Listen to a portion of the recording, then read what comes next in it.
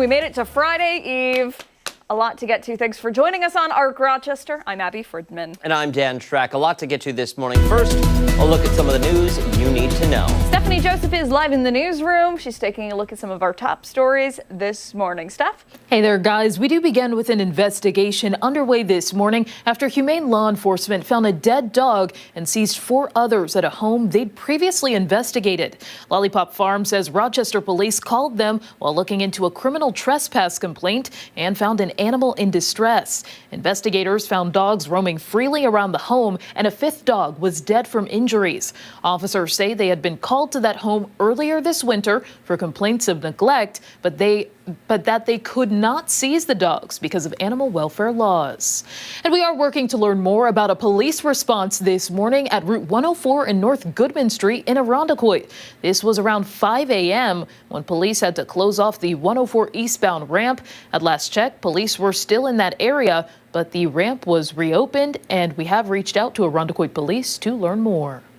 RCSD Superintendent Dr. Eric J. Rosser says payroll problems that plague the district are almost fixed, impacting less than 1% of employees. Dr. Rosser also says the district is asking for proposals to find a company to replace its current payroll provider, Oracle. He has reportedly met with companies that could take over. Happening today, the installation of the new bishop of the Catholic Diocese of Rochester. John Benici is taking over from Bishop Salvatore Matano, who announced in January he was stepping down. The installation will be during a mass at Sacred Heart Cathedral this afternoon. Seating for that is by ticket only. You can watch a live stream at 2 p.m. at the Catholic Courier's website. And that's what you need to know. All right, Steph, thank you. We appreciate it. Let's get a look at what we have brewing for the next 2 hours. Starting with one local fitness center taking a big step, or a lot of them, I suppose, for a powerful cause. ROCovery Fitness is hosting its first ever 24-hour run called OMAT, 1 mile at, what did that say? 1 mile at a time. It's an acronym. 1 mile at a time. OMAT. Okay. I've never heard that. It took me a minute too. 1 mile at a time. We're going to learn more about the upcoming challenge and how it's inspired by recovery efforts. Then the Rochester Knighthawks are taking the field this weekend for more than just a win. We're sitting down with a team member to hear more about their upcoming Cure Cancer game and how proceeds benefit children in our community. And later, live music, good food, and a chance to give back. It's all happening this weekend. We're looking ahead to the Howard Hanna Children's Free Care Fund Party, bringing the community together to support kids and families at Golisano Children's Hospital. We'll get a look at the bands performing and how you can get in on the fun, all supporting a great, great cause. A busy morning here. Let's get a check of the forecast first, though. It is Friday Eve. We're going to see a couple showers out there. Meteorologist Marty Snyder tracking how long it'll last. Marty? Well, thanks, guys. Yeah, we are starting off with just a couple snow showers that are trying to pass through for the short term. Really not too many out there. It's a story where a lot of that already is lining up to the east, but we're seeing our last couple just make their way off to the east of town at this point and out of the picture. And I think a lot of today is going to be fairly quiet for us. We're starting off with temperatures mainly in the 30s, mainly above freezing by a little bit, and also mainly cloudy. We'll see temperatures rise to 39 at noon, lower 40s for highs today. So temperatures move along a little bit, but it's a story where we're going to keep the cloud cover in place for a lot of the day today. Now, as we head into tonight, we'll see at least temperatures drop down to about the freezing point, 32 for a low. A much higher risk of rain tomorrow. That could turn into a little more of a steady rain, especially midday, early afternoon time frame, up to about 48 then. But tomorrow is the first day of spring. We'll see temperatures over the weekend, mostly in the 40s. Have to watch Sundays. By that point, we may have a chance of even going higher than that 46. There's going to be some slightly milder air just to our south. If it pushes north just a little more, that 46 will be a very different number. We could see that number go up a lot. But at this point, mainly 40s for highs, and then briefly cooler Monday before returning to the 40s into the middle part of next week. So overall, pretty quiet for a lot of these upcoming days, but the biggest thing is that steadier rain that's going to make its way in as we head into the day tomorrow. So a little different look to the day tomorrow than what we'll see today. Listen, I don't think you're going to have any complaints from people on Sunday if we're above 46 degrees. Very true. It would be nice. And yeah, maybe a story where that warmer air is hitting just to our south, so it really wouldn't take much of a push to just get that in there briefly. It wouldn't be for a long period of time, but it's always nice to see it go up a little higher if that's able to play out this week. Listen, an hour will suffice. Yeah, right? Absolutely. All right, Marty, thank you. We appreciate it. Sure. Hey, let's go off the top and start with some of the things that have piqued our interest. And this morning, I will start things off. For my off the top, I want to talk about a quiet but seismic shift underway.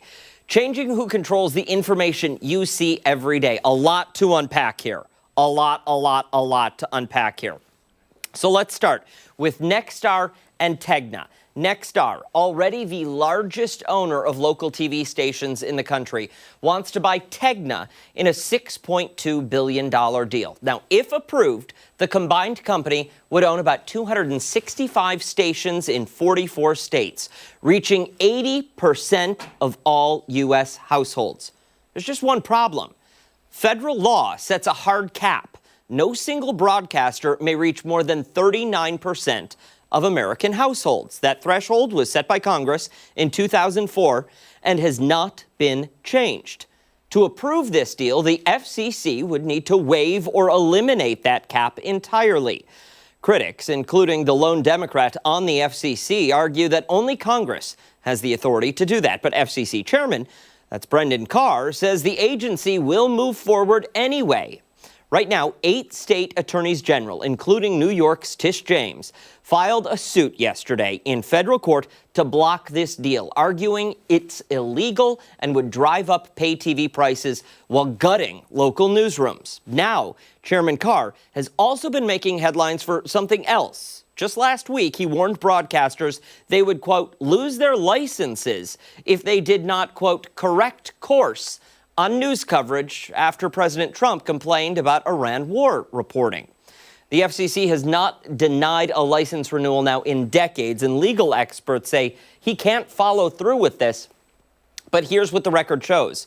When Carr made similar threats last fall, you'll remember this, Nexstar, ABC, and several other companies pulled Jimmy Kimmel's show from all 32 of its ABC stations. Curiously enough, Nexstar had pending business before the FCC at the time.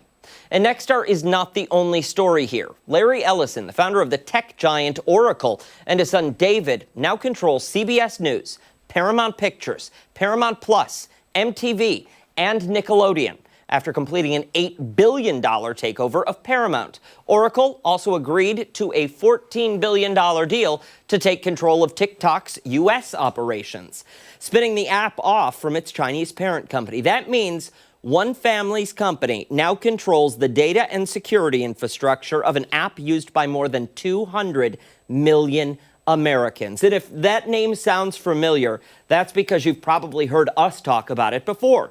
Oracle also handles payroll for hundreds and hundreds of companies, including, yep, you guessed it, the Rochester City School District. Now, tomorrow, Warner Brothers Discovery shareholders will vote on whether to approve Paramount's $110 billion takeover, a deal that would add HBO, CNN, and Warner Brothers Pictures to Ellison's portfolio. If this deal closes, David Ellison would run one of the largest movie studios, streaming platforms, and television networks in the world.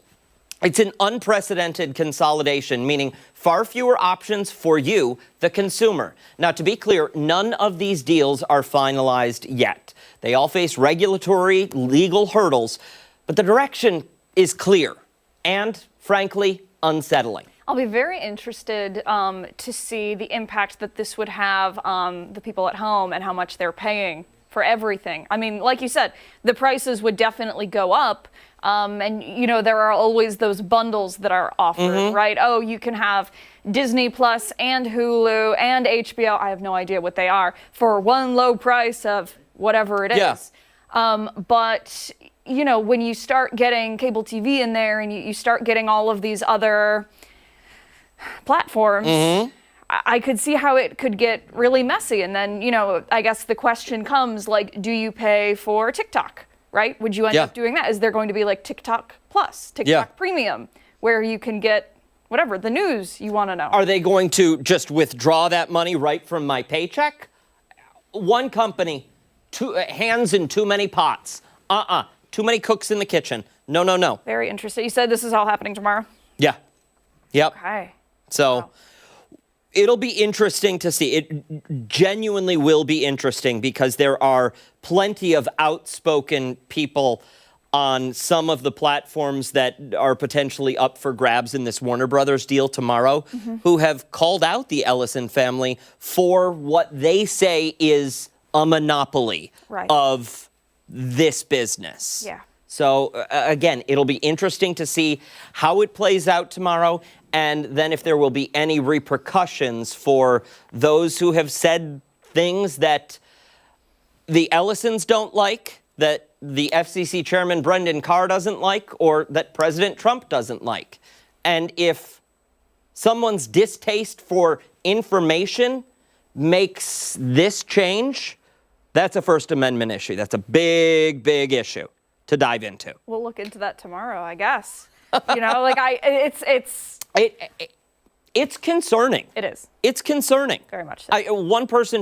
One family should not have control so many operations and have all of my information. Yeah. Simple as that. Simple as that. All right. We'll move along to mine. It's a story out of Wisconsin.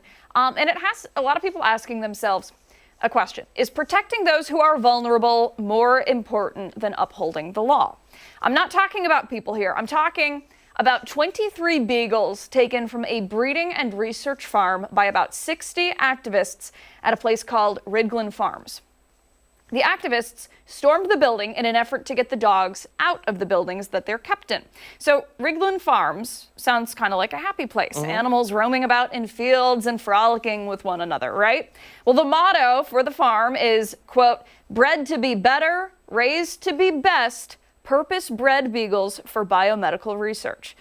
So what does that mean? Well, at first glance, it's kind of hard to say. If you want to access information about the farm's, quote, services, you need to create an account on their website. But here's what I found. The farm is the second largest breeder of dogs for medical research in the United States. On their About page, among cute pictures of beagle puppies playing and receiving loving pets from people in lab coats, they highlight their veterinarians on staff and their large team of employees to care for the dogs. But the video captured during the raid paints a much different picture. It shows dogs in small cages, barking and pawing at the sides of the crates. The activists broke through windows, boosting each other through the shattered glass. They snatched the dogs, and then they ran off. The dogs possibly tasting freedom for the very first time, only to be brought back after those activists were arrested. Ridglin Farms says it plans to press charges against those who took part. Many people now frustrated by this, saying the dogs deserve to be free. But the law is still the law, as aggravating as that might be. However, there's a little piece of good news here, if you want to call it that. So Ridglin Farms is required to surrender its state license for breeding by July 1st of this year. That announcement was made late last year, and at the time, the farm had more than 2,500 dogs on the property. So why is this happening? Why does a place that advertises happy puppies playing among test tubes get its license revoked in an emergency order? Well, this comes after the farm was cited for 311 code violations, including failing to handle dogs in a humane manner that does not cause physical harm or injury. The lead veterinarian and facility manager, well, they were suspended with a complaint alleging felony mutilation of dogs by performing surgeries without anesthesia, including vocal cord snipping and an eye procedure known as cherry picking. The details of those surgeries are graphic, and I will spare you because they are heartbreaking. All of these allegations against them are easily accessible in a legal document online. However, reports of the dogs soothing one another in their cages by licking the blood off each other's faces is just one of the claims against them. The activists say they'll continue fighting for the beagles and all animals to end animal research and testing altogether, because Ridglin Farms isn't being completely shut down here. The commercial breeding department is closing, but they will still be allowed to breed for internal research. Activists here are hopeful that these beagles will be given loving homes instead of being sold to other researchers. Many now counting down the days until July 1st, hoping for more good news for these dogs. These aren't lab rats. These are pets. Yeah. These are pets. Testing anything on animals, I can't get behind. So I can't get behind it. This story, I saw it yesterday, and it really, really upset me. So I did a little bit of research, and there are a lot of organizations out there that rescue these animals and then they find them loving homes. And you know, the beagles specifically are used here in testing more than any other dog because they're so docile. They rarely bite or fight back if they're injured or hurt. So they're primarily like mostly used. So there are so many groups out there that will take the beagles in, find them loving homes, but they have long-term health issues. Yeah. They're unable to bark. Yeah. They're unable to speak, so to speak. Eye problems, skin problems, you name it, they've gone through it. Things that we surgery can do, without anesthesia is not going to fix any of it. Sure, right. And listen, I think you do something like that. If it turns out that those allegations are true and verified, well, guess what? Sorry, you're done for good. Done for good in my book. So you don't get second chances when it comes to things like that. That dog cherry picking, really? yeah. Sorry. No, that's okay. It's upsetting. Absolutely. Things that we can do to help donate to those organizations that take care of those dogs and find them loving homes. Supporting brands that don't do any sort of animal testing.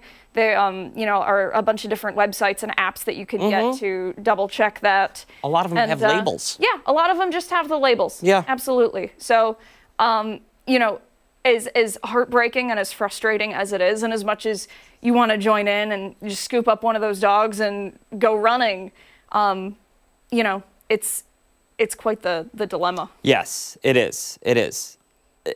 Did these protesters break the law? Absolutely.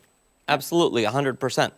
It also sounds like some of the people in that lab were breaking the law, though, too. Yeah. So maybe we should weigh both.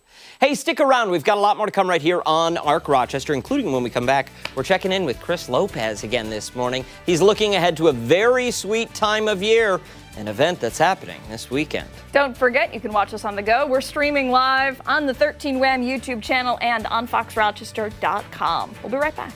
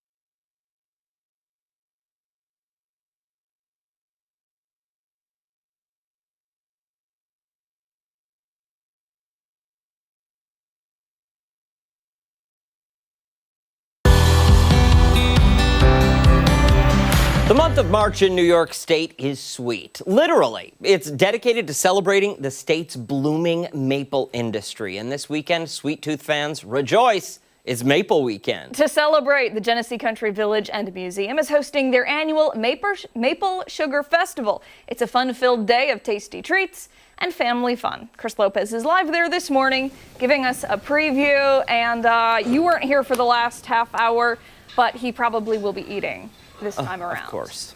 Yep. Exactly. We are here in the kitchen. I'm here with all things great, beautiful, and tasty. I'm here with Michelle Crew.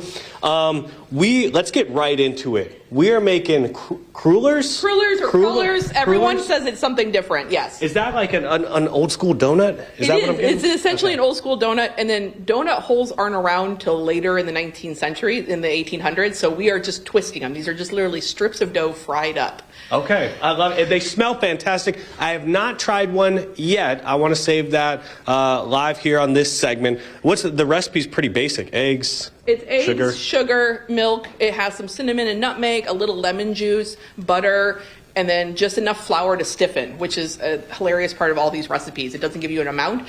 You just add flour until it makes a lovely dough. And then you're frying with lard? We are frying with lard. So it's winter, so this comes from right after a pig has been butchered. You've got all that pig fat, and all it is just pig fat that's been rendered or cooked down. Okay. And then it makes for lovely pie crust, or today we're frying up some delicious like donuts or crullers. And this is for everyone. So we're in a really nice house right now. We're in a different kitchen than we have been in the past few, pretty much years since I've done morning segments with you. This kitchen is really big. It is. And it's equipped with like refrigerators and water spigots and stuff like that we didn't see in other kitchens. Correct. So the one that we usually are in is more like a farmhouse style. We've got the garden out back, the animals. This one is much more like Rochester, urban, upper class. It's big too. This is a big kitchen. We've got like a big pantry. We've got as you mentioned, we have a refrigerator. We have running water with a cistern pump. There's a big bake oven over here. So it's equipped to have hired help in here doing all the work while everyone else gets to rest up front in the pretty part of the house. And then regardless of how big your kitchen is and how rich you are, crullers are for everyone. They're not just for the wealthy. Exactly. And these are something that you can have for breakfast, lunch, or supper. Like they are in all year round, all different times of the day. Love it. You can have donuts whenever you want. It's not just for breakfast. Okay, and then we're going to be working with that. That is our mechanism for frying this dough. I already have some lard in there. It's already kind of heated up. It's probably around like 350, 400 degrees. It's a good bubbly hot to we're going to drop some dough in there and get it fresh fried. And then of course, because it's maple season, we have some maple sugar to roll our fresh hot donuts in. Okay, let's get right to it. So what I'm going to have you do, you're going to get a little messy. I like to do this to you, You're going to cut just a nice little strip with this little iron right there. Just cut a little strip. Beautiful. And then if you want to, you can make a little twist with it. I'm just going to take both ends, twist it. There you go. Ready? Wow. And then you're just going to come over, and you're just going to go. Just toss it in there. Just about toss it in 400 there. degrees. Yes. Okay. And then how long would I wait for that? It's like a minute or two. A minute or two. We don't have a minute or two. So I'm But going I to have these right here I'm going for to you. pass, but guys, look at this. Dan, because it's cooked in lard, you cannot have any of this. Maybe Abby, Steph, I don't know. Marty, Mark, you guys can have this. We couldn't I know have it I'm anyway, going to try this. Yeah, you never bring any food back for us, so we wouldn't Really? have any. Yeah, really. I bring stuff back for you guys all the time. I can't talk anymore. I have to eat this. Back to you in studio. Yeah, he's, ladies and gentlemen, two times. Two times. In the two and a half years Lopez. that he's been here, has he brought us anything back? Yeah. One of them was a keg of beer that was empty. It was tapped. That's how much he cares for us. We still have it. We've still got What that are we thing. going to do with it? It's huge. We've nowhere to put it. I mean, we could return it and get a $50 deposit back, I think. We should use it as a table. We should use it. We should use it as a table. Cool. We might try that. Don't go anywhere. When we come back, a keg as our table. And weather trivia. We'll be right back.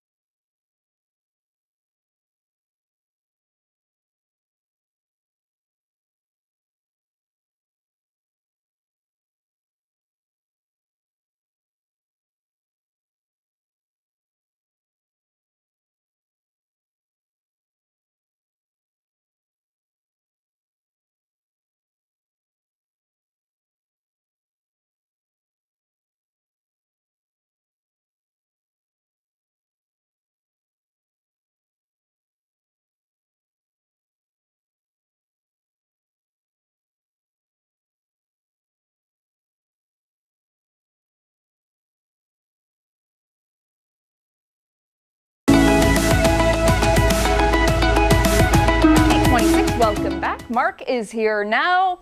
We're going to talk about potential rain showers. Yeah. I have the hiccups. Okay? Uh-oh. Yeah, I have the hiccups. I've been fighting them for like an hour now. I'm good. Maybe the new coffee maker will help. Yeah, the new coffee maker's That was amazing. nice. Does it That have was nice. inspiring It doesn't, but you know what? I don't need it. actually statements and brews the slogans coffee. on it? You know what's inspiring? A working coffee maker. That is. That's Now if we inspiring. can get the water machine going again. Hey, next How week, crafty baby. are you guys? All right. Not craftier? good enough. Not that good. All right. Let's talk about warmth. What were you doing on this day a year ago? What day of the week was it? Well, that's a good question. Well, it wasn't a leap year, so this Today's would the have 19th. been. So yeah, it would have been a Wednesday last year. Wednesday, March 19th. Yeah. Probably this. Yeah. Probably here, right? Yeah. Definitely. We were all here. Yes. All right, weather trivia today. And I can't believe, when I saw the video, I was like, okay, now I remember this. But the trivia today, we set a record high temperature on this date a year ago. So how warm did it get? Did it get up to 69, 73, 77, or 81? And watch the video before you start to, video at 9? Okay, Producer Ashley, this is what's called a tease in weather. Okay, we are going to show you some water sports in the month of March on Lake remember. Ontario. Okay, then, I mean, if we're braving the water, Okay, I think I might know. okay, Yeah. I've got a good educated guess. okay. Well, we will have the answer at 9 o'clock, and also a trio of troublemakers on the Muddy Paw forecast. Ooh, all there's right. a trio today. It's like us. Yeah. It's fun, right?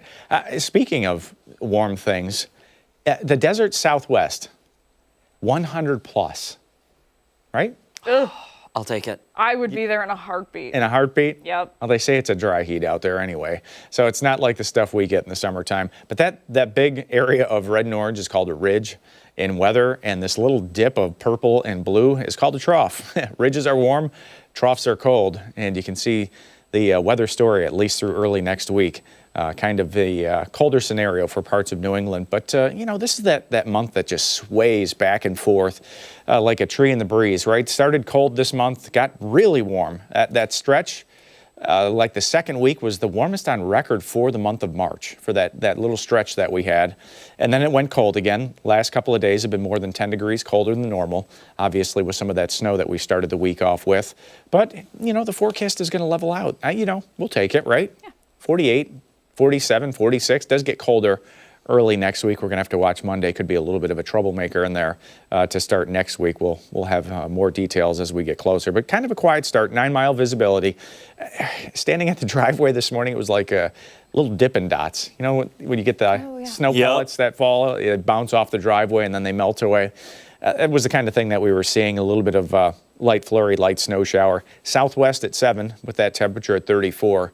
And a lot of that activity is just drifting off to the east now. So it's out towards central New York, Syracuse area, getting in on some of that, Utica, getting in on some of that. The bigger picture, there's actually a weak cold front back to our northwest, and this one's going to kind of stall out over western New York as we go through Friday. So Friday, unfortunately, with the arrival of spring, what do you often get in western New York? You get spring Showers. Yes, spring showers. And, you know, spring showers have a tendency to bring more showers also in weather in western New York. But there they are, green on the screen. It's snow north of Lake Ontario.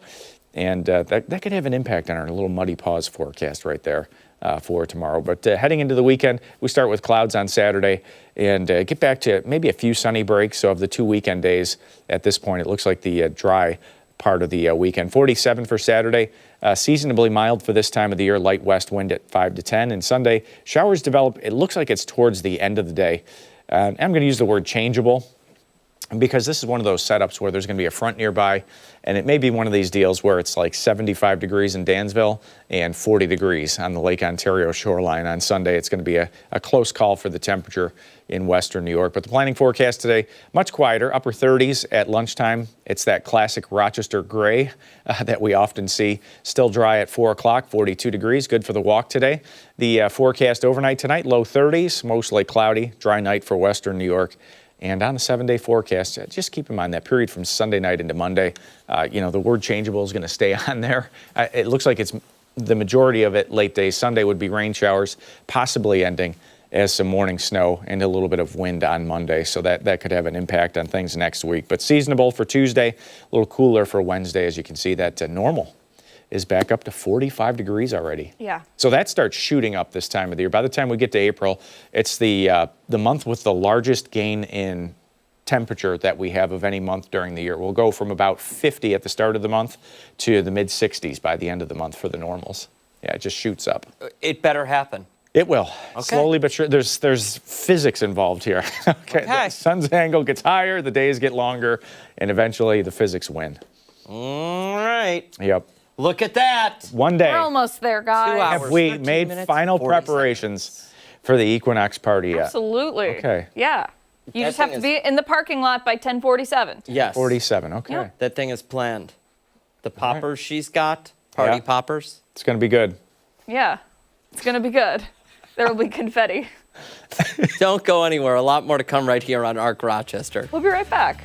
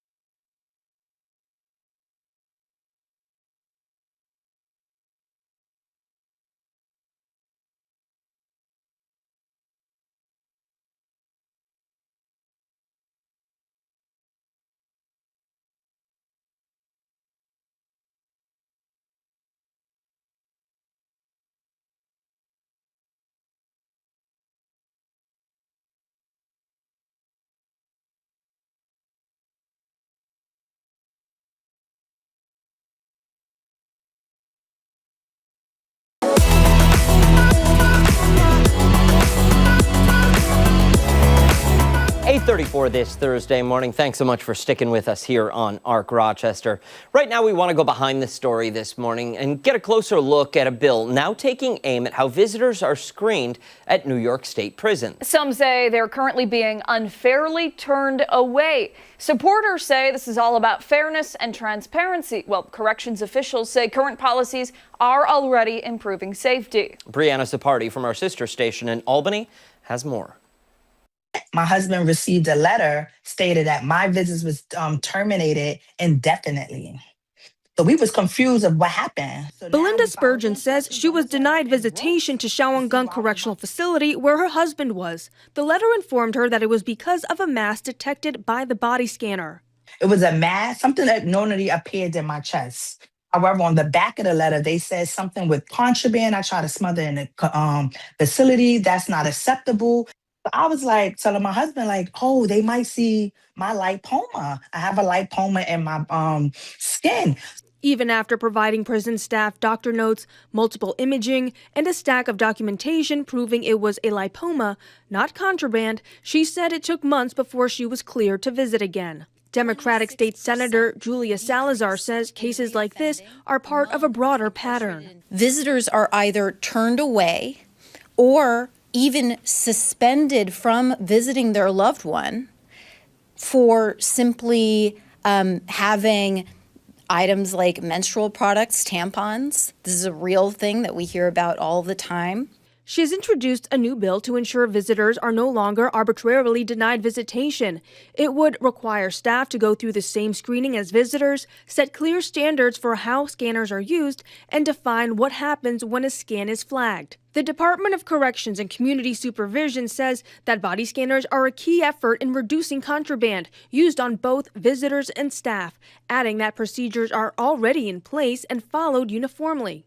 The department also says there is an appeals process where attorneys review cases and restore visitation rights if evidence is unclear. Reporting for CBS 6 News, I'm Brianna Supardi. For more on this story now this morning, we are joined by anchor and reporter from our sister station in Albany, JT Fetch. JT, thank you so much for joining us this morning. I want to dive right in here because the story is a little bit wild. What is going on that women going to state prisons, in particular one prison facility, with feminine hygiene products with them, they're being turned away and denied? Something clearly is not working right. Yeah, Dan and Abby, good morning to you. Thanks for having me on. You know what this made me think of? It made me think of that debate over facial recognition software and places trying to implement that, and then quickly finding out that there were issues where, depending upon skin color and things of that nature, it really misidentifies people and it shows the limitations of technology. And it seems like we're seeing that here. I mean, imagine the surprise. You go to visit a family member who's behind bars. You're doing nothing wrong. You may have a medical condition or you just have something on your person that is totally fine and within the rules, but it gets flagged. The big problem here is not that, okay, it gets flagged. You can explain what it is. You provide the documentation, as we saw in Brianna's report, and then it's all good. Apparently, in many cases, it's taking months and months for people to sort this out. So again, think of a scenario where you have someone, you want to visit a loved one. Let's say you have a child who wants to visit their parent and see them, and they happen to be incarcerated, but then they get delayed for months because of essentially what appears to be a technological limitation here to these body scanners. And by the way, there are 88 of these statewide, according to state officials. So there are a lot of these, and you wonder how many cases have popped up. According to State Senator Julia Salazar, quite a few cases have popped up. JT, curious to know the temperature surrounding this bill. Does it have bipartisan support, or is it pretty split right down the middle? Well, Abby, it seems like in most cases when this happens, we hear from the lawmaker who's out in front of this, and it remains to be seen whether they have sponsorship or not. State Senator Julia Salazar, you would need sponsorship over on the Assembly side.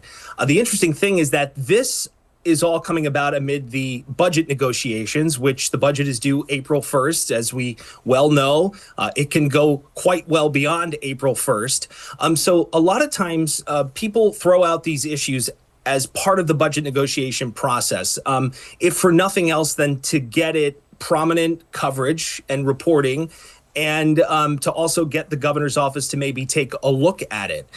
So as far as the two sides of this issue, you have Senator Salazar and the people she's spoken with who have had these issues and claim to be kind of stuck in this limbo for months. And on the other side, you have correction officials with docs who are saying that these 88 body scanners and their implementation has already been a great help in preventing contraband, in preventing those things that you can't bring in from being brought in.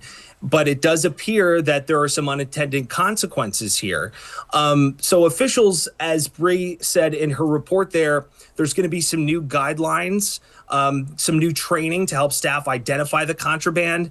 And then there's this appeals process. The problem that I could potentially see with that is that the appeals process already exists. And Doc says attorneys review cases to restore rights if evidence is unclear. But again, we're hearing reports that process can take months. And, if you're someone who wants to visit someone behind bars, maybe you don't live so close to where they're incarcerated. So that is a big, long process, not to mention the amount of time that you're missing seeing someone. And again, you're doing the right thing. It just so happens that the technology is flagging something that it shouldn't be flagging. So I think it sort of speaks to this ongoing, talk of taking the temperature, this ongoing temperature towards AI and technology. In the city of Troy, right near us, and you guys probably have some examples in your market, they have things called flock surveillance cameras. They use technology to read license plates. Now, people are concerned about privacy, and they're also concerned about the very same thing happening, misidentification or some errors from the technology. So it's really something that, you hope that the training changes and maybe they can accelerate the appeals process that they have in place so that it doesn't take months to solve what should be a very simple issue. But as we've seen with the state of New York and the politics and the intricacies of it, again, there's 88 of these body scanners. How easy is it? Is there something that can be retooled with the software? Hopefully, those are all things that are being looked at. Yeah, just looking at this from an outsider's perspective, pretending you don't know how the legislative process behind all of this works, it seems like a simple reform of the appeals process, we're good. Yeah, it's going to flag things. That's okay. It's going to make a couple of mistakes. We know on the back end how to fix it now. Sure. Well, and then the other problem is, so let's say they fix that, Dan, and then, that is all good going forward. The other problem we might have here, and this is something, certainly we could look into with further reporting because we're going to stay on top of this, and maybe Senator Salazar could shed some light on it as well. It's not an issue that's going away, so we're definitely going to keep following it. But there could be a staffing issue. They say they have attorneys review these appeals. There could simply not be enough attorneys to review these in a timely manner. And we've seen that in other areas, not just at the state level, but at the county level and at the local level. JT Fetch, thank you so much for joining us this morning. We appreciate it, and we appreciate the insight. And, we certainly look forward to future reporting from you and the folks out there in Albany. Thank you, sir. Take care. Thanks, Abby and Dan. Take care. Hey, don't go anywhere. We've got a lot more coming your way right here on ARC Rochester, including when we come back. We're once again checking in with Chris Lopez, who is celebrating all things maple this morning. Don't forget, we're streaming live on the 13 Wham YouTube channel and on foxrochester.com. We'll be right back.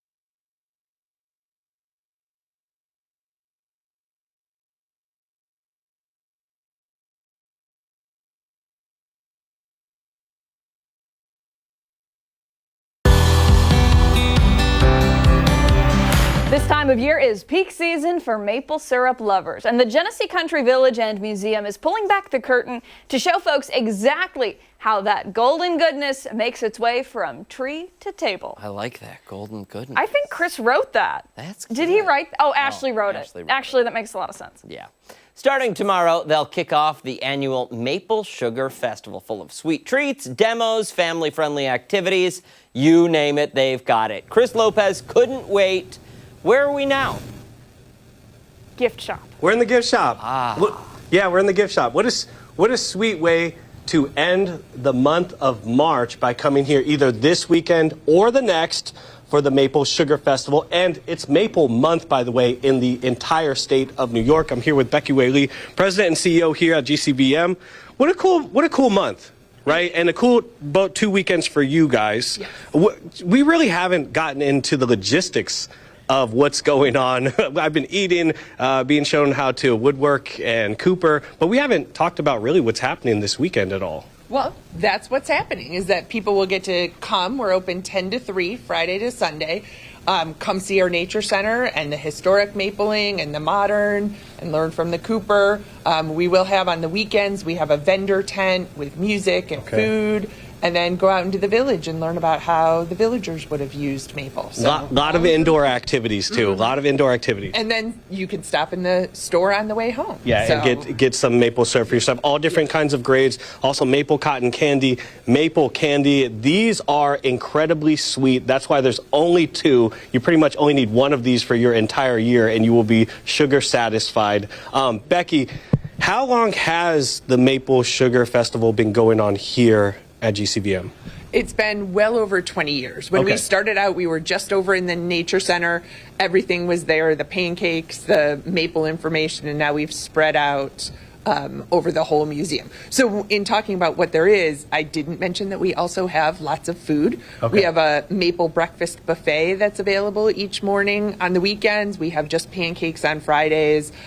So all of those things, you can either buy tickets online in advance, or you can buy them at the door. Breakfast seating is limited, so those are better to buy in advance. What's your favorite thing about Maple Weekend? You've seen this whole process from start till now. What's one of the things that you look forward to? Oh, definitely the pancakes. The pancakes by Michelle? Yeah. Michelle, Well, fantastic. Anything that Michelle makes is fantastic. You guys are lucky to have her. We are very lucky to have her. She is very skilled at cooking. And just honestly, kind of, it's sort of the start of spring. That we're open a little bit during the winter, but this is our chance to say, okay, here we are, and come visit us, and then think about, we'll open for our regular season May 2nd. And you guys have, speaking of that, May 2nd, 50th season. We have about a minute left. What do you guys have left for the rest of the year? So the start of the season, we'll have start with our antique show, and then move into a lot of our regular special events, special things we're doing. Antiques Roadshow is coming to film here June 17th. We're doing an RPO concert in July 11th. We're doing a special, it's also the 250th of the United States, so we're doing a special event in late July. So lots of exciting things happening. All of it's on our website and on our social media, so people can look there to see what's happening. Well, thank you so much for hosting me for a sweet morning. I appreciate it. Always happy to see you. We have more ARC Rochester coming up after this break. We'll have information about everything that I did and all the segments on our website on Fox Rochester and 13 Wham.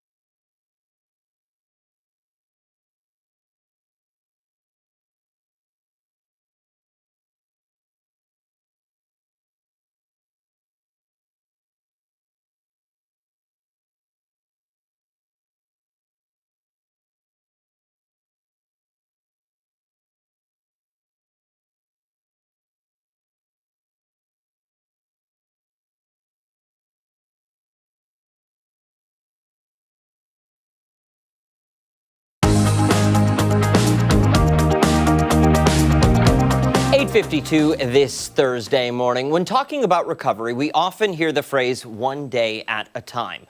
Now a local organization is turning that idea into action with a meaningful event 1 mile at a time. ROCovery Fitness is hosting its first ever OMAT 24-hour run and walk challenge, raising awareness on the power of recovery. Peer Support Program Manager Kara Izzo and Executive Director with ROCovery Fitness, Jonathan Westfall, join us this morning to talk all about it. Good morning to the both of you. Morning. Good morning. Let's get right into it. OMAT, tell us what it stands for. So it stands for 1 mile at a time. And in recovery, that's a principle of 1 day at a time. So we did a little play on that, and people can come to the race and run 1 mile. They can run 10 miles. They can run 100 miles. They can walk. It's 1 mile at a time. That's all we have control of. Can you dive a little bit deeper into the 1 day at a time aspect as it pertains to recovery? Sure. So recovery is really broken down into we all have the same 24 hours, 1 day at a time. We don't need to do this the rest of our lives. We just need to do it for the next 24 hours. And so what that boils down to conceptually is breaking things down into bite-sized pieces so I can stay more in today rather than thinking about, well, what about 6 months from now? What about a year from now? What am I going to do the rest of my life? Really just keeping it in today and being present in the moment. That is, I imagine, such a healthy way of looking at it, right? The idea of recovery can be so overwhelming when people first start. But the idea of, okay, I just have to get through the next day, I'm sure is kind of a calming feeling, yes? Yeah, I mean, as a matter of fact, when we named the run OMAT, people thought it was 1 minute at a time because that's really what it can be sometimes. You know, like you said, it can be overwhelming to think I need to do this for the rest of my life. And you don't. You need to do it for the next minute. Yeah. You only have to worry about today. Tomorrow we can cross that bridge when we get there. Yeah. Let's talk about the run, though. What can people expect when they show up? Well, they can expect a community of people there to support them, first and foremost. I mean, that is what ROCovery is to begin with. We are a community of individuals there to walk alongside people who are going through the same struggles that we are. We're a community built on camaraderie and shared suffering, quite honestly. And that's what this race is all about. It's not about doing this alone. It's about doing it in community. And so there's going to be a 1 mile loop at Fellows Road Park. And we'll be setting up camp there. We'll be having aid station. We'll be having lots of people having a lot of fun for 24 hours. And so people can come and do a mile, leave, come back later, do another mile. So it's just one loop at a time, and we keep track of those loops, and you just kind of tally up as many as you can. Just for clarification, participants don't have to be in some form of recovery. Anybody can take part in this, correct? That's correct, yep. And so it's going to be a fundraiser. We're utilizing it as a fundraiser for our organization as well, so people can donate. We have people doing personal fundraisers, like myself. I have people who are making flat donations and also people who are pledging amounts based on the number of laps I can do within the 24 hours. So, do you have a goal? Yeah. I do. Can you want to share it? You don't have to. So, yeah, my goal is to do 100 laps in 24 hours. And I'm also helping a friend of ours who does a lot of these silly races with us. We do 24-hour races. We'll do 48-hour races. We do a bunch of different stuff throughout the year, and I'm going to help them get to 100 miles as well within the 24 hours. So it's not just about my goal, it's about helping somebody else achieve their goal as well. How do you break that up over the span of 24 hours? Give me the bites that you're taking. 1 mile at a time. Beautiful. That's great. 1 mile That's at a time, great. yeah. For somebody who wants to donate, ROCoveryFitness.org to do so and to learn more information? So we actually have a new name and website. We are just ROCovery now. And so our website is ROCoveryNY.org. If they go to the old website, that'll redirect as well, so it all works. But we, last September, shortened our name to ROCovery to make it more inclusive. So we're not just a fitness organization, but we also do social activities, game board, cross stitch, not cross stitch. No, it's crochet. Crochet. Connect. CrossFit. We're all over the board here. We do sit-ups while we crochet. Yeah. all kinds of different things. So we're not just fitness, we're also social connection as well. So our name more closely reflects that now as well. So. That's incredible. Excellent. Well, thank you both so much for coming in. We'll make sure to post the new website link, and the old one might still be there, on our website, Fox Rochester and 13wham.com, after the show this morning. Much more to get to here on Arc Rochester. We're back on the other side of the break.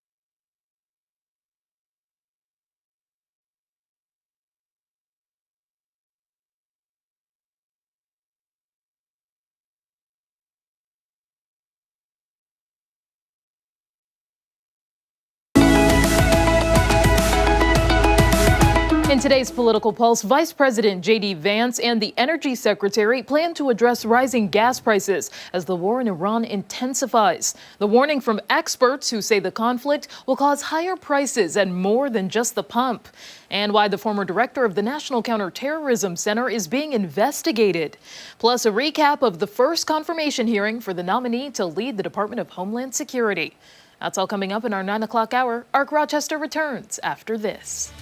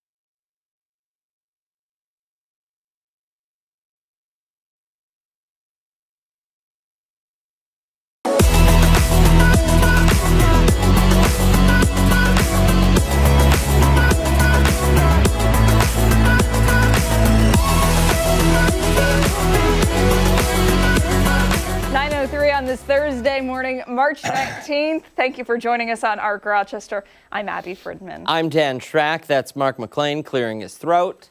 Sorry. It's remnants of last weekend. We all have it. Yes. Yeah, I don't know. If it might have been like a combo of the touch of the allergies from that warm air that we had about a week ago or so, plus something else. I don't know. I'm fine now, mostly. Listen, I think it might have been the allergies plus the alcohol. Well, yeah, I think that might have done it. Multiple theories out there. That's actually why he got healthier so quick. Yeah, the alcohol. Yeah, yes, killed all the germs. Sure. Was it St. Patrick's Day? There's multiple theories out there. Sure was. He doesn't remember.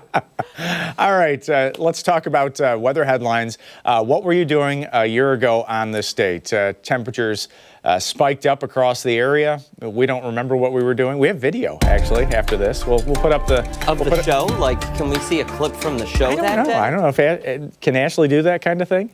She said no. She poo-pooed that one right there. Yep. 69 degrees, 73, 77, or 81. I'm going C, 77. That's my guess too. That's a reasonable estimation. Because you gave us a little hint. You mentioned water sports or in the water. Kyla, Mary, Yvonne, and Allison have C. Paul's got D. Tim has B this morning. We have Barbara and Rebecca at A. Barb and Janet C. Patricia B. and Louie has B. I've been wrong all week. Louie! Oh, no, I feel for you, buddy. It's all right. Get one more chance tomorrow, Louie. Judy and Ron have C. Edward and Sarah have C. Karen and Jim have B for this morning. And they just go on and on. Rod, Lori, David, Steve, and Florence have C. Laura has D this morning. Lots of C's out there. David, Judy, David's wife, Diane and her mom, Beth have C. Cheryl has C. Dave, Cheryl's husband, has B. And even Richard have C. Holy Lisa, C. moly. Lisa's dad B. Okay, here's my question. What was the temperature of Lake Ontario? Oh, it would be near the bottom. So late February, early March. Usually the lake is, it depends on the winter, really. Low to mid 30s, but a little windsurfing maybe? Oh, how does that sound? Delightful. On March 19th. We're out there, short sleeves, Ontario Beach. Okay, there's wind. A little bit of wind, the flag. So, yeah. I'm going 77. Oh, look at it, just glorious. 77. Where was this day last Saturday? Seriously. And then when you're on the water, you need some long sleeves because you got to breeze. You're locking in at C, and you are correct. Yes. There you go. Although it can get into the 80s this time of the year. That is a very lofty number. But also the warmest temperature for the month, in the month of March 2025. So that was the monthly high temperature also for last year. I think we've already put in our monthly high for this March. It was in the 70s. I think we had 73 was the highest that one Saturday that we had. But we're not going to get back to there by the end of this month, not in the weather pattern that we have. It's the big swings. Monday was 66 degrees, and Tuesday was 28 for a high. Yeah, that's quite the drop. Yeah, that's and so far today, already higher than yesterday, even though we're not towards the afternoon yet. And we're going to get back to normal, and normal is fine. I'll take normal, because normal means that there's not going to be a lot of wind, okay? Anytime we get those big swings in the temperature, the trees are swaying, the sticks are coming down, it's yard cleanup time. It's unfortunately some big change. Look at these guys. Oh, man. This is Brooklyn, Bronson, and Dulce. So cute. All decked out in the St. Pat's gear. We asked for St. Pat's pictures of the pets, and Chime In got stuffed in. So I guess we have to get ahead of this, right? Easter is the next one up, right? Yeah. Yeah, so send your Easter pictures now. I guess we have to start in a little early, because I think I've got like 7 more St. Pat's dog pics coming up here through next week. So we're going to get a whole bunch of these. We're A-OK today. The walk is looking pretty good. Tomorrow, there's like a 4 to 5 hour window where we're just going to see some steady rain. So it's going to be some towel time, especially late morning, early afternoon tomorrow. Saturday of the 2 weekend days looks dry. Sunday, some late day showers. And Monday, it may go back to some snow for a little while. We'll have to see how this all plays out. A little bit of a changeable outlook there for Sunday and into Monday. This is classic Rochester, right? This time of the year. We'll get out of this soon. Don't worry about it. 2 months from now, we'll be planting flower beds. How about that? Yeah. Hopefully in the 13 Wham garden, right? Yeah. That would be nice. 3,900 foot elevation for that cloud deck. Visibility is still technically 9 miles because there's still some lingering flurries out there at the airport. But a lot of that activity is now off to our east. That cold front back to the west is going to slow down on its way in and give us a chance for some rain tomorrow. But again, if you're heading east, you may catch some of the back end of this. Areas near Rochester pretty much finished with it at this point. So our future weather today, look at the sky. It tries to open up. You know, could we get an hour or two of sunshine? It's possible. Low 40s for most of us. We'll see that temperature hang in there tonight. Stay in the 30s. That's a little above normal. And there's some of that rain, as I was mentioning, for tomorrow. No threat of any severe weather, any thunder, anything like that. Not warm enough for tomorrow. But temps probably at least into the upper 40s, maybe near 50 if that rain gets out of here fast enough by the mid and late afternoon. But your evening plans for Friday look good. Your Saturday plans look good if you're heading out on the town. Our weekend weather for Saturday, we'll keep that temperature in the mid 40s for you, and a light breeze as well, 47 with some sunshine. And Sunday, the front half of the day right now looks dry. Showers developing on the back half of that day. Hour by hour forecast. Look at the sunrise and sunset. 12 hours and 4 minutes. We stay positive for 6 months. That's the nice part about this time. It does take a while to catch up. There is a seasonal lag, though. Normal high 45 will be at 42, 43 for today. Spring starts tomorrow at 10:46 in the morning, officially. Although we're in meteorological spring right now, March, April, May. Late day shower Sunday. There's that morning snow on Monday, mid-30s then, and seasonable early next week. Question. Yes. At what point can we start asking you what kind of summer we're going to have? Ooh, that's usually a little bit before Memorial Day. So we start to see the longer range patterns playing out. Factors like El Nino, La Nina start to play in. Do we have mid to late season snow cover? Does April throw some curveballs at us? So late August is what he's saying. Yeah, well, that's when I'll tell you what it was like. Well, okay, so I know in the fall there are always the woolly caterpillars, right? And that's like, Mark's idea of what kind of winter it's going to be. Yeah. So I'm wondering if there's anything in the spring. There's some things like the hummingbirds coming back, the monarchs, they usually don't show up until it's, quote, safe to do so in this area. So you can watch things like that. You can also look to see if there are a couple of extra sprouts on top. Yeah. In his head? Yeah. The sun's angle is just right. Are we going to have some new sprouts? You might. Right. Yeah. You're going to get them chia seeds chopped right off on The day Friday. we had the lollipop telethon, had a little. Yeah. Mark came in. Do you remember? He was out in the sun for like 10 minutes. He was bright red. Oh, no. More than 10 minutes. I was actually putting together the bird feeder that we now talk about on the daily. No, that you force us to look at. I couldn't see anything today. The squirrel. He's got an electric bird feeder. The squirrel was blocking. It's got a camera in it, and anytime anything walks near it, he needs to stop and show everyone. It is cool. It is. Yeah. It's cool. It was definitely cool to look at the first 2 times. Yeah. It's still cool. It's awesome. It's cool, Mark. We need to get one in the garden out there. That would be, if we had a live stream on it, that would be cool. That would be fun. That would be cool. Yeah. Get a little bird bath right next to it. They make those too. You want to get one of those? Yeah, why not? All right. It's not my money I'm spending. True. Hey, there's money involved? Hey, stick around. We've got a lot more to come right here on Arc Rochester. Can't even get chairs. Yeah, we're getting ready. Somebody's getting ready to take the field with the Knighthawks for a very special upcoming game. Don't forget, watch us on the go. As long as we still have our jobs, we're streaming live on the 13 Wham YouTube channel and on foxrochester.com. We'll be right back.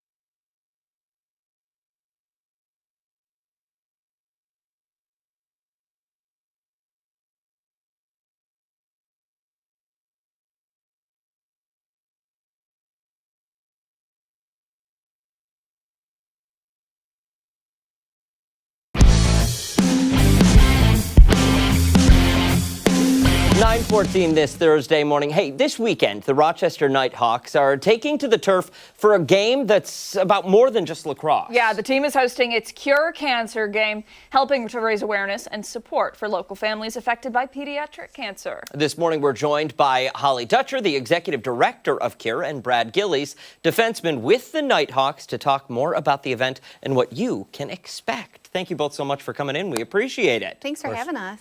First and foremost, let's talk about Cure. For someone who's unfamiliar with the organization, break it down for us.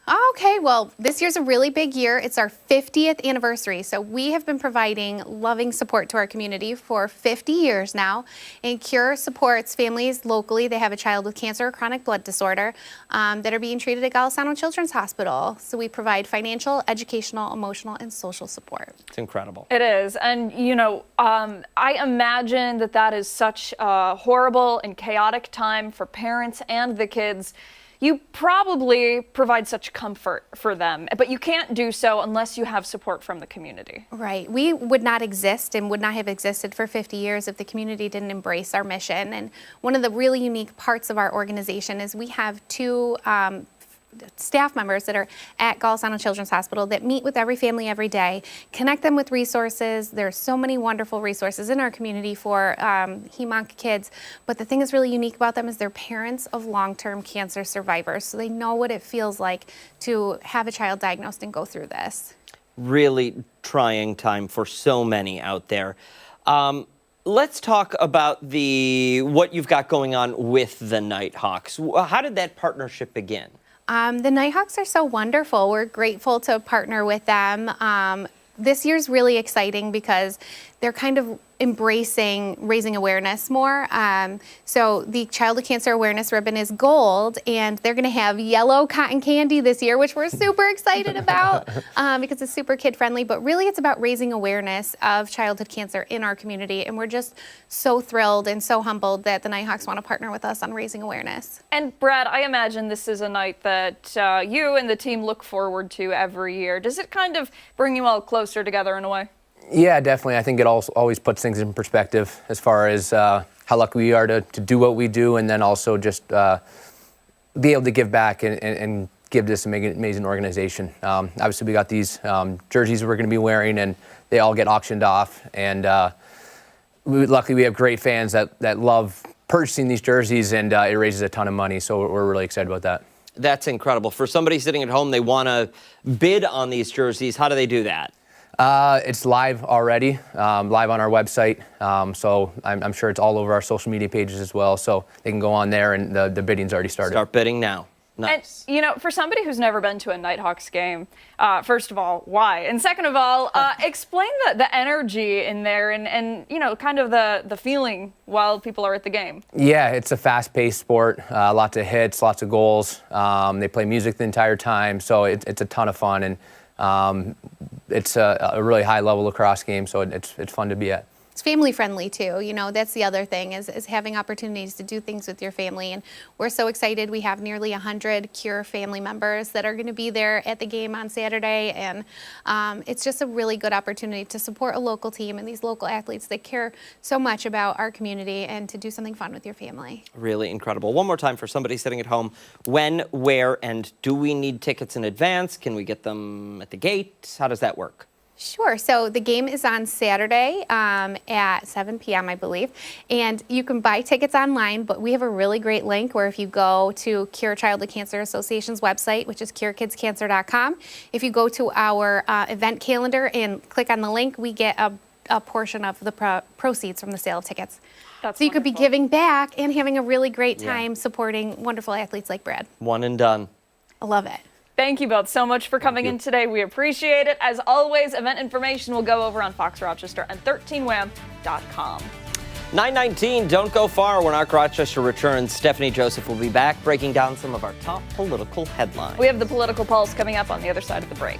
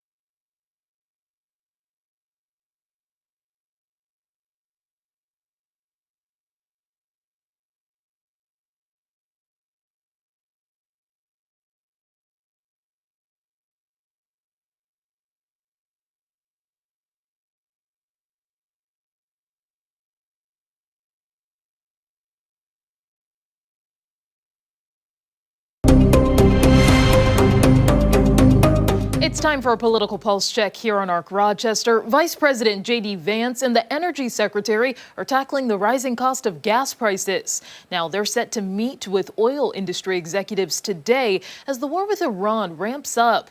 In a Truth Social post, President Trump said Israel violently lashed out in anger when attacking the world's largest natural gas field in Iran. He says the U.S. knew nothing about the attack and Qatar was also unaware. The Qatari government claims Iran struck its main energy hub in retaliation. Trump called for an overall end to strikes on energy targets, threatening to, quote, massively blow up the entirety of South Pars if Iran attacks Qatar again. It's the latest escalation as oil and gas prices remain high. The national average for a gallon of gas is about $3.88. Diesel is already above $5. Experts say we could feel the pinch in other industries.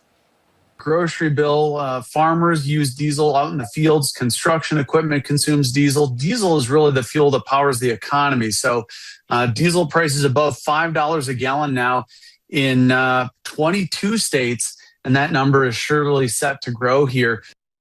Meantime, the FBI is investigating the former director of the National Counterterrorism Center, Joe Kent. He's accused of improperly sharing classified information. This investigation began before Kent resigned this week over the war with Iran. One source familiar with the investigation says Kent, quote, quit because he's under investigation and he knew it.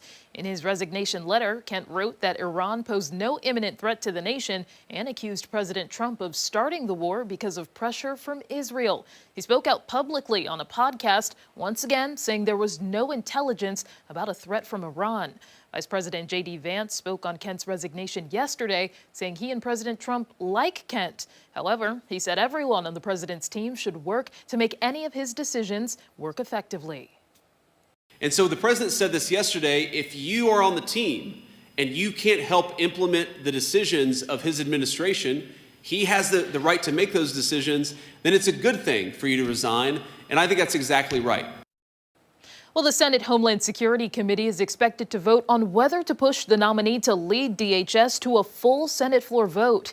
Yesterday, Oklahoma Senator Markwayne Mullin was in the hot seat. He faced hours of tough questions from lawmakers about immigration enforcement policies and his temperament.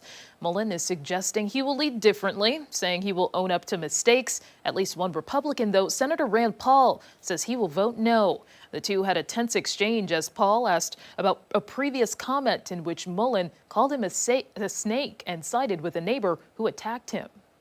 Haven't heard the word regret. Haven't heard I misspoke and it was heated and I made a mistake. Haven't heard any of those words.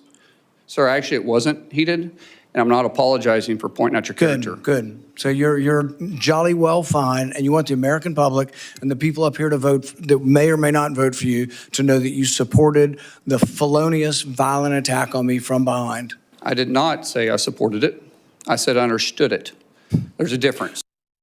The DHS has been under intense scrutiny after the deployments of federal agents in several U.S. cities. Mullin walking back comments he made about Alex Preddy, one of two American citizens killed by federal immigration officers sent to Minneapolis. He also supported the use of warrants for federal agents before they enter private facilities. Some lawmakers say the hearing was eye-opening.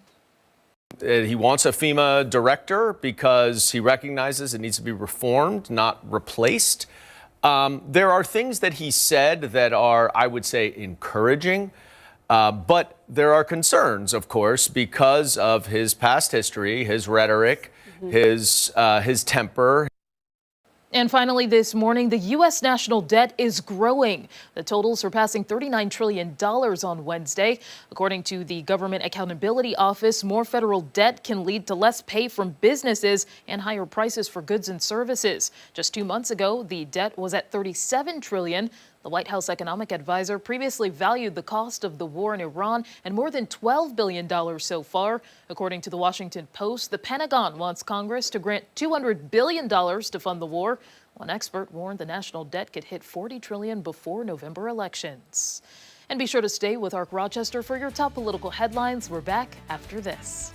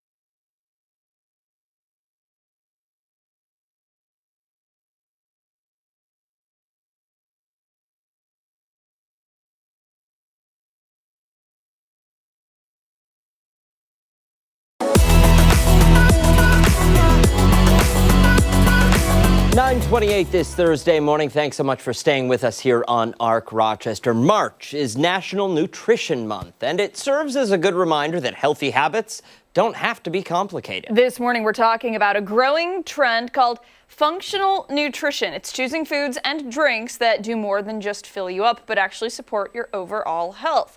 Nutritionist Kelly Springer joins us now for more. Kelly, great to see you as always. So nice to see you. As a registered dietitian, I love educating on products that truly do something for your body. Yes, they taste delicious, but they're going to actually do something inside. So let's start first with Seton Farms pistachio, including their raw pistachio kernels, organic dry roasted sea salt pistachio kernels, and organic dry roasted sea salt pistachios in shell. They're an excellent functional snack, and pistachios provide 6 grams of plant-based protein, and they are considered a complete protein with all 9 essential amino acids. That's going to help your body.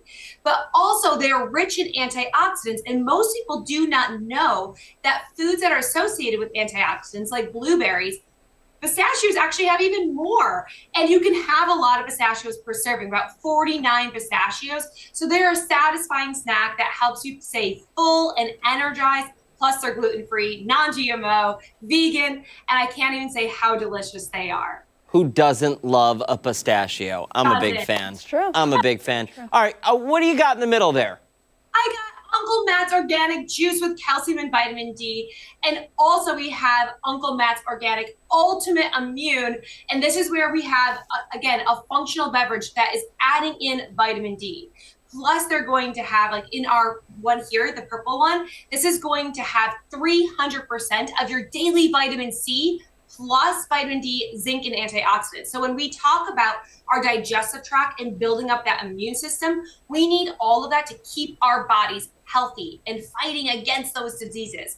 So this is where it could be a great way to get in this serving to make sure you're getting that powerful vitamin C, vitamin D, and zinc, which are going to help with bone health, immune function, and of course it's USDA organic and certified glyphosate-free residue, so you can truly feel good about what you're drinking. Kelly, you know, they say too much of a good thing isn't always a good thing. Is there like a limit for how much we should be drinking of that? Because I could totally see myself like getting home and just sticking a straw on it and drinking. Like, is it gonna, you know? Yes, and I love that you asked that question because nutrition is about balance. And we have the pistachios giving us our protein. We have the juice giving us our vitamin C and zinc. This is where we need to have foods in combination. And that's what's so important about nutrition is that, yes, portion size does matter. So the portion size of this is 8 ounces. In that 8 ounces, you're going to get a great source of vitamin C and zinc and calcium. And in 42 of our pistachios, you're going to be able to get that nutrients and vitamins too. So yes, it is about serving size and putting these foods in combination. All right, Kelly, let's move on and talk about Every Dose right next to you there. For someone who's Everyday Dose Mushroom Coffee is a multifunctional coffee that provides a smoother, more balanced energy without the jitters and the crash that you get from your regular coffee. Because it contains functional ingredients like liamine mushroom, which has been studied with its ability to improve your cognitive function and memory, which we all need, and also has that L-theanine that promotes calm focus. So this is where this is a functional food that you can have every single morning to start your day. We like that. Yeah. I think many of our regular viewers might be wondering, where's the kefir? Come on, Where's Kelly. the beet juice? We love Lifeway. My daughter was just down at Ole Miss. She presented to 450 Kappa Gammas.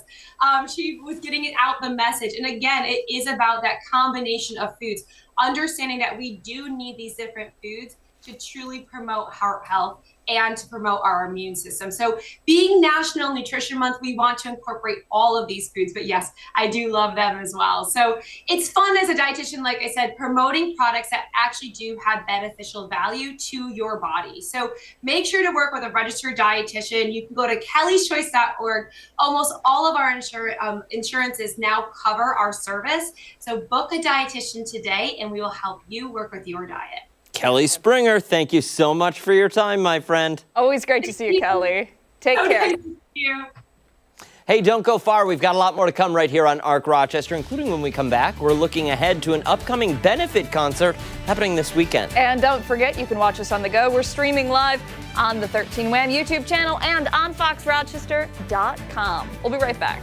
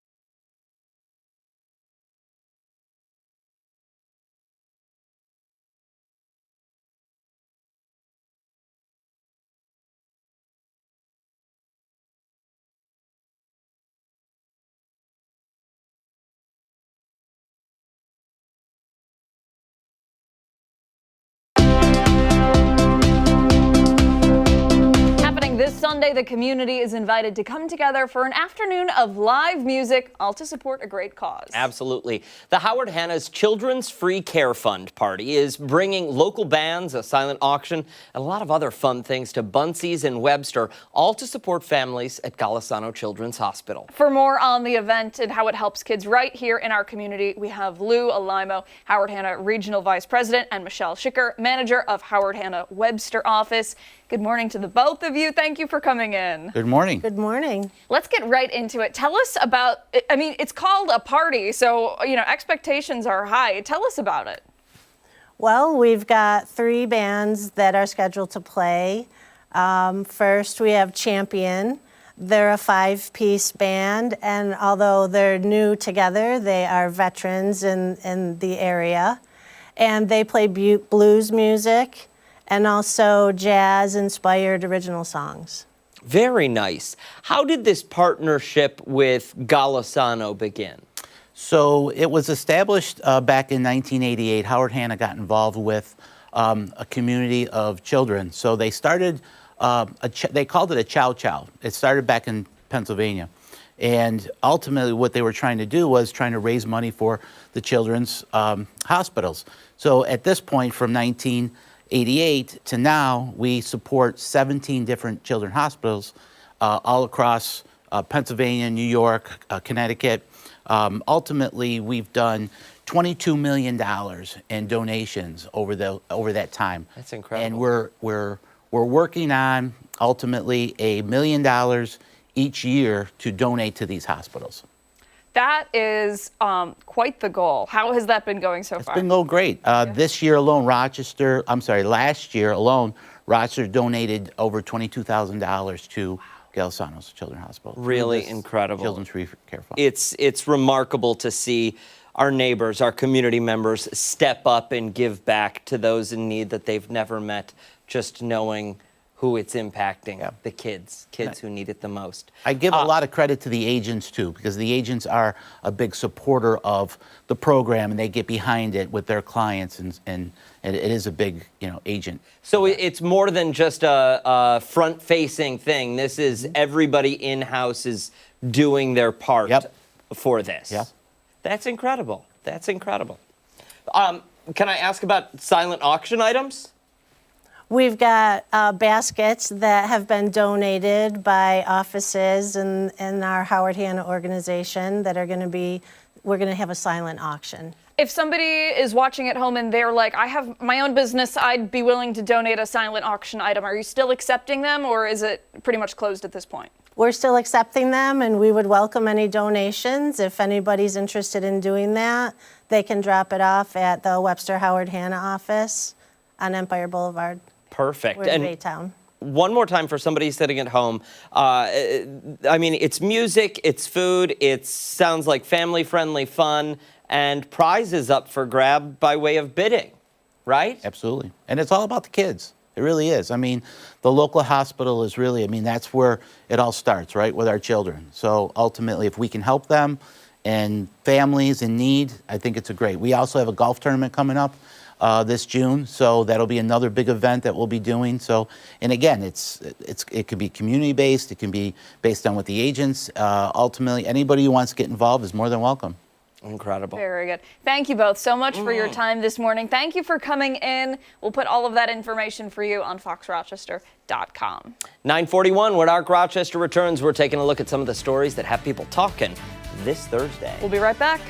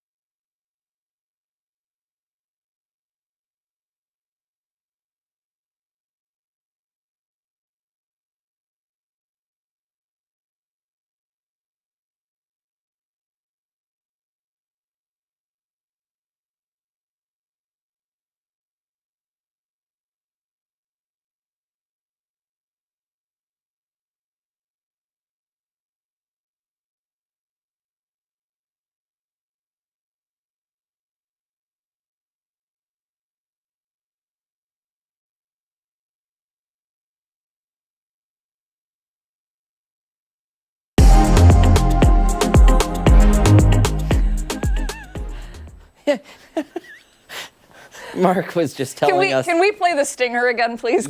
We should start this again. Mark was just telling us that he was taking the trash out, and he dropped it, and some slimy sludge went right up his nose. And in his mouth and in his ear. That's what he just told us. Anyways. 9:43, it's time to see what's trending now, starting with an extremely bizarre story that has a lot of people online talking. One popular Twitch streamer was briefly banned on the platform after he broadcasted himself inside a dog cage, charging users to confine him for longer. Oh. Twitch is a platform where users can go live doing a variety of things like playing video games, talking about sports, or even singing. This one user ran the stunt for multiple days and got a lot of attention, but then was banned. Okay, viewers could pay to extend the stream or trigger humiliation challenges. A donation of $10 from a patron amounted to an extra hour in the cage. In just 3 days, the streamer raised $1,540 from paying users who directly controlled how long he remained confined. Smaller donations consequently triggered micro punishments like switching off the lights for a few minutes, soaking himself in water, or having to eat California Reaper hot sauce. Twitch issued a ban for monetizing self-destructive behavior. Okay. The platform prohibits users from soliciting money through harmful or risky acts. Reactions online ranged from mockery to moral concern. Some saying that's barely double minimum wage. He should have his internet taken away. Oh. Others said this feels like an episode of a TV show called Black Mirror. Yeah. That's just weird. No. Go outside, do something. Touch some grass. Yep. Go for a walk. Yeah. I don't know. Apply for normal jobs. I typically don't watch live things like TikTok lives or anything, unless it's yours. Every time I stop and I watch on my burner account. And I'm just like, why? You know? Especially when it's something like that. Yeah. There are a lot of things that, listen, I think are great when it's live. A news conference. Great to witness that live. Yeah, absolutely. This, what do we need Your this local for? news, live. What do you need? Beyond what do we need this for? Who has the time and the want to sit there and give some guy $10 to crawl in and out of a dog cage? Yeah. What's going through your head? Genuinely asking. Yeah. All right. We'll move along to a new competition that is going viral in China. It's called the Forest Sleep Challenge. Participants are invited to lie down in a controlled environment and just fall asleep. Contestants are monitored throughout the session using sleep tracking equipment with strict rules in place. Phones, talking, and eating are not allowed. Participants must remain on their mattresses to stay in the competition. Winners are determined based on sleep performance rather than total sleep time. About $400 will be awarded to the winner. Additional prizes for categories like falling asleep the fastest are available. Participants are allowed to leave their bed if needed, including to use the bathroom, but doing so ends their attempt in the challenge. If weather conditions change, organizers will set up glamping-style tents that allow participants to lie in the forest without getting wet. The event is designed to highlight the importance of healthy rest and time when long working hours and sleep deprivation are ongoing concerns. Listen, I think even if you lose this contest and don't get the $400, you win because you were in a contest and you slept. Yeah. Sounds like a... So easy you could do it in your sleep. Literally, you wake up rested. Yeah. You wake up crossing the finish line. I would not do well, though, because I'm such a light sleeper. Like, my sleep quality, I know, is atrocious. If the wind blows outside, I wake up. Ooh. So forest floor, not so much. Not so much. But, I mean, I do like the forest. Like, I'm sure I would be very relaxed. I probably just would, be up. Maybe do it a couple of days. Get yourself used to it. Okay. And then on day number 5 or 6, when you're out there in the forest, you'll sleep well. The $400 is mine. Hey, let's turn now to a very special way you can take your relationship to the next level. Oh boy, the coffee chain Dunkin' wants to help fans say, I do. Oh, in honor of National Proposal Day tomorrow, the company is giving away a limited edition ring box. Customers who purchase a 25 or 50 count order of Munchkins will get a free ring box containing one of their wedding cake munchkins. The wedding cake donut hole fits perfectly inside the ring box, hoping one lucky couple will tie the knot. Yeah. We'll tie the knot and say I do to The Duncan. limited edition munchkin is a glazed blueberry cake covered in wedding cake flavored sprinkles. Guests who share their own story of popping the question, whether marriage or a bridesmaid, ask or something else, can win a bridal gown from designer Vera Wang. Okay, the dress will also be embroidered with the customer's Duncan order inside the dress. We were so good there for a second. I like it. We were finally onto something.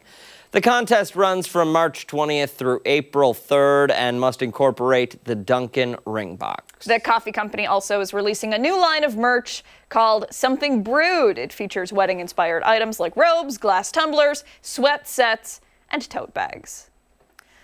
If I'm in a wedding and you walk over and you say, thank you so much for being in our wedding, here's a donut hole. It's not how it works. It's not it at all. Yeah, but here's a Duncan tumbler. No. No, it's not for guests. It's for the person that wants to So when you yeah, but like those are traditional things that you give to like your bridesmaids or your grooms when you get married. So you, the guest, are not getting anything. I'm a groomsman in this in my mind. You're not getting any of that. No, I should be getting a gift. You just said you didn't want one. I want a gift. I don't want that junk. I want a real gift. Don't give me a Duncan tumbler. Sorry. I don't want your company tumbler either. No, I can buy my own tumblers.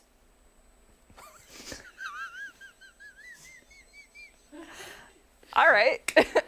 I have some returns to make. It's fine. You bought me a tumbler? All right. Let's move along. Yeah, well, never mind. Keep going. What? No. What do you got? Keep going. Hit No. me. Okay.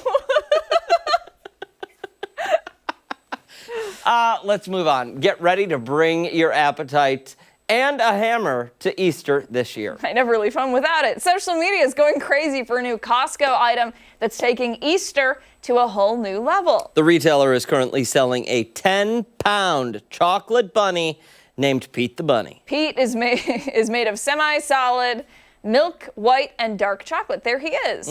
Wow.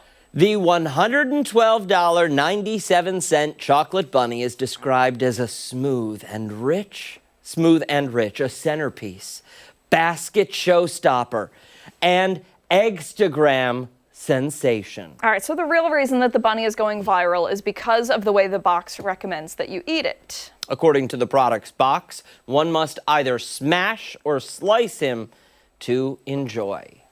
Consumers are advised to wrap Pete in a towel and give him one bold whack with a mallet, hammer, or rolling pin.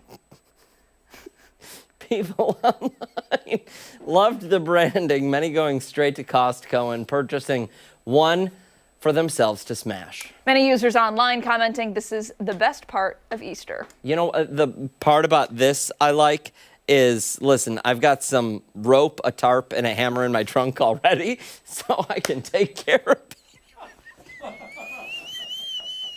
That's an inside thought. Pete the Bunny. That's Come so on. mean. Yeah, you cannot tell people, head over to aisle 8 and get a hammer because you need it to eat Pete. I wouldn't think you were crazy unless there was also peeps in your trunk. There might be. All right, move along. And this one's for all the math lovers out there. Calculator brand Casio has unveiled a new luxury device priced at over $600, with only 650 available worldwide. These premium calculators are coated in a special Japanese lacquer. It's known for being used on temples, shrines, and traditional crafts, valued for its rich finish, durability, and ability to withstand the elements. Casio says the full process takes about a month per unit, including drying and inspection. The calculator features a black body with a design that is said to age gracefully over time. It also ships in a premium presentation box complete with gold detailing and a gold foil Casio logo. According to the designer of the device, he was, quote, deeply moved once he finished, calling it a project that embodies both skill and pride of a craftsman. Despite the design, the calculator is said to be a typical calculator that doesn't have any other special features or capabilities. Some people on social media are admiring the design, but also saying they will stick to the calculator on their phones. Yeah, I'm not paying $650 for those calculators. As a matter of fact, I still have two actually they were Texas Instruments from high school that still work. Really? No battery, they're solar powered. Ugh. Still work. I hated those things. The worst. Well, yeah, Like the graphing calculator? No, I was not smart enough to get into those classes. No, I was in 9th grade math through college. Hey, you know what? You're fine. You got here anyway. Hey, don't go anywhere. When we come back, our final thoughts. Yeah, we'll be right back.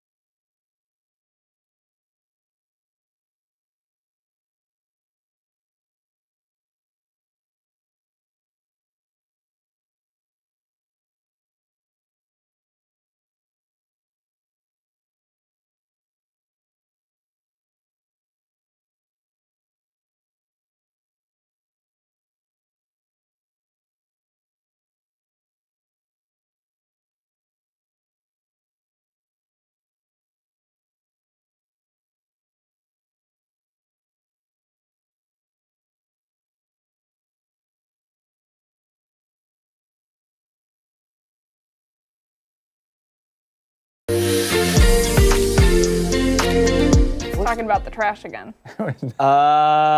Okay, fill us in. You got it. You got it. Some people- It was trash day, and dropped the bag in, and there was in the garbage can splash. Oh. And it went up your nose. It went everywhere. This was a week and a half ago. I was gonna Might say. explain the illness from last weekend. Yeah, and That the does smell. explain it. Yeah, Yeah, you probably caught I don't something. know, trash fever. Trashy fever. Yeah. Mhm. Well, yeah. Packed show today. Yeah. Yeah. For a Thursday? To the gills. Yeah. Lot Lots of going guests. on. Yep. Lots of guests, lot going on. And I'm sure we have a packed show again tomorrow. That does it for us here on ARC Rochester. Wake up with us again Friday morning starting at 4:57. We are on 13 Wham ABC. Join Steph and Mark later today for 13 Wham News at midday. We'll see you then. Bye.